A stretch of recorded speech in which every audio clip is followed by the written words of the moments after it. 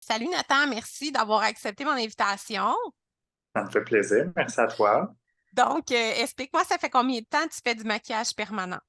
Ça va bientôt faire 6 ans que je fais du maquillage permanent. Puis, de mon côté, moi, j'ai décidé vraiment de me spécialiser dans les sourcils, c'est-à-dire que je fais pas les yeux ni les lèvres ou d'autres techniques quelconques. Parfait. Tu es quand même à temps plein aussi comme esthéticien dans une clinique. Je sais que tu y tiens beaucoup, mais tu avais quand même le goût de développer un peu plus de maquillage permanent. Là, tu fais du poudré, puis tu avais le goût de faire du poil à poil. Et Exact. de En fait, maîtriser mieux, mettons qu'on peut dire, là, oui. je pense. Ouais. Ouais, je pense que c'est ça. Ben, en fait, j'ai appris la première technique que j'ai apprise, c'est mon poil à poil. Un poil à poil peut-être un peu moins naturel, c'est-à-dire que c'est vraiment la bonne vieille technique, je crois. Puis après ça, je suis allé comme chercher un peu plus de techniques, comme entre autres le poudré. Puis là, à un moment donné, je me disais, j'ai comme perdu l'amour pour le poil à poil. Puis pourtant, c'est tellement de belles techniques. Puis je vois tellement des photos spectaculaires de, entre autres, ton travail. Puis je me disais, peut-être qu'il y aurait une façon que je pourrais récupérer cet amour-là avec le poil à poil, comparativement au poudré maintenant. Fait que je me rendais compte que je faisais pas mal plus de poudré que de poil à poil. Donc, je suis allé réaliser un peu cette flamme-là avec le bootcamp, finalement. Ouais.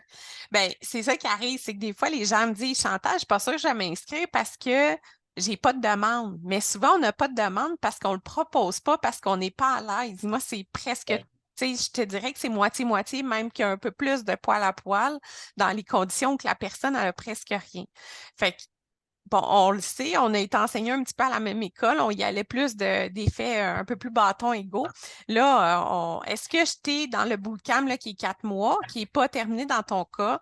Comment tu as vécu ça? Comment tu as senti? Est-ce que, mettons, la matière que je t'ai donnée, j'aurais pu te donner ça en 2 jours? Puis comment tu as senti ça, le fait que ça soit vraiment step by step, puis tu y vas vraiment étape au crayon, après ça à la fausse peau? Comment que tu as vécu ça?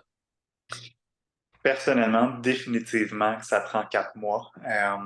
C'est autant que je suis une personne qui est assez efficace, c'est-à-dire que quand on me donne une chose à faire, ben j'enchaîne, puis c'est comme pour hier. Mais je pense que pour cette technique-là, ça prend le temps de le faire.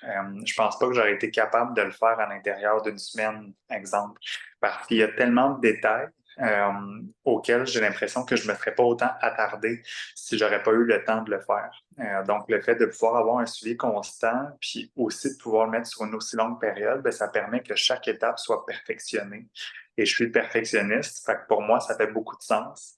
Fait que si ça aurait été enseigné à l'intérieur d'une semaine, j'ai l'impression qu'il y aurait beaucoup eu de lacunes sur chacune des étapes pour un résultat final peut-être probablement moins intéressant. Oui, effectivement. Tu sais, on dit, quand à la fin, j'ai dit, ben, ajoute un 3 dimensions. Tu sais, tu l'as refait, tu as vu c'était quoi, c'est où que tu l'ajoutes, c'est quoi les pointes en avion, comment qu'on affine le travail. Puis le fait de l'avoir été au crayon, il y en a des fois qui ne voient pas le sens du crayon, mais ça reste que c'est le bout d'une aiguille qui peut être semblable. Fait qu'en gros, ton expérience, là, tu vas tomber avec des clientes, tu me disais que tu avais hâte là, de faire tes clientes. Fait que tu vas les booker à ton retour de voyage. Exact, exact. Je pense même peut-être faire un post programmé en fin de semaine pour comme déjà annoncer que je vais avoir besoin de modèles. J'ai déjà quelques noms en tête de gens que je connais. Puis j'ai aussi eu des clientes en retouche annuelle que j'ai comme tenté un peu, tu sais, développer ma main avec la technique. Fait que déjà là, même si je fais pas le feather bro, ça m'amène quand même des notions pour ma technique de poil à poil traditionnelle finalement.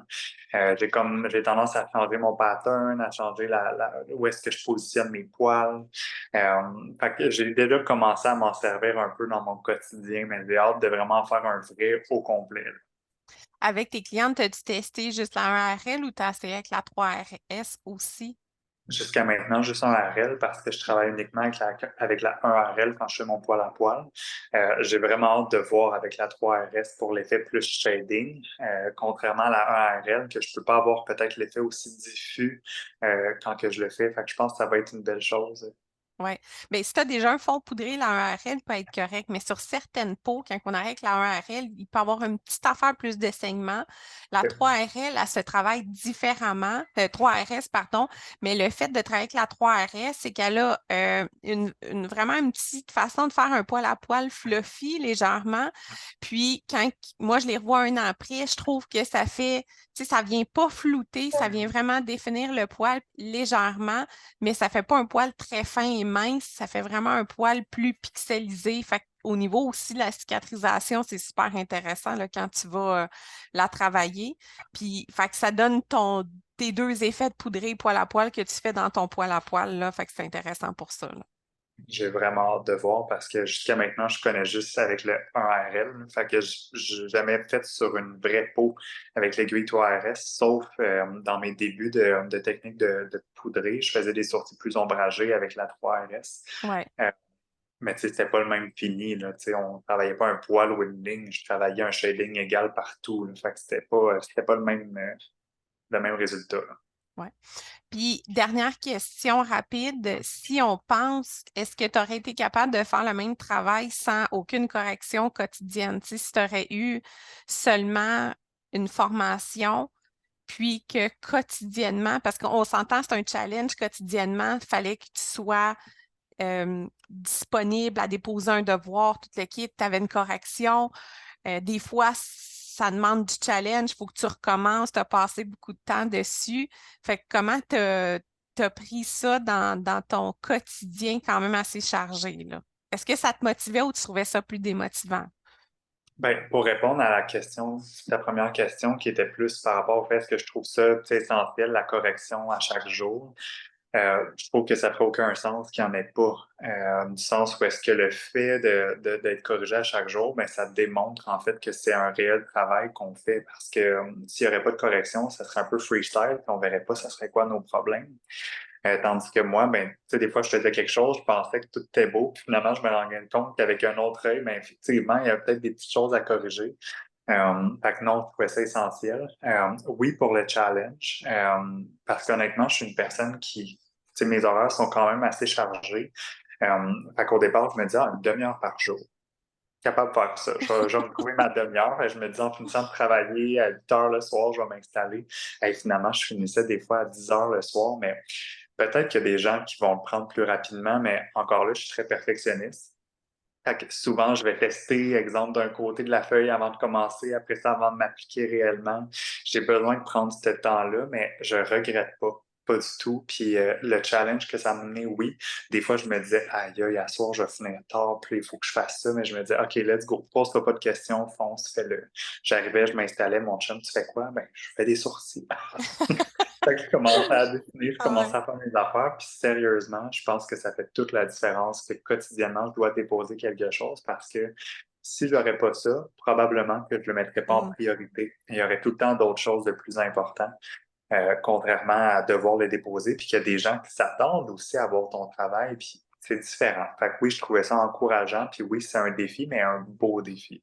Oui, parce que vous êtes comme une gang qui aussi, tu sais, il y en a beaucoup qui aimaient ce que tu faisais, t'allais encourager d'autres mondes. Fait que, tu sais, des fois, ça peut paraître, j'en ai des fois des élèves qui me disent, ouais, mais là, tout le monde va voir mon travail, mais en même temps, tu sais, les gens sont là pour se supporter. Puis oui, il va toujours en avoir des plus forts, des moins forts, en fait, qui vont performer mieux ou qui vont peut-être plus comprendre rapidement, mais ça reste que chaque personne a son évolution.